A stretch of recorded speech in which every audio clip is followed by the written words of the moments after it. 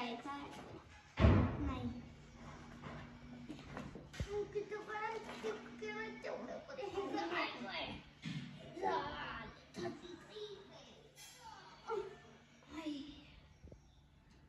Oh God, bless my food and don't you very amen. वता दिकावाला घेताना ते आठवण व्हायला चालते. श्रीहरीचे सहजावन जेवायची झाली तयारी. ना म्हणजे आता आमचे शॉर्ट ब्रेक असतोय. नाही लांब हा लॉंग ब्रेक.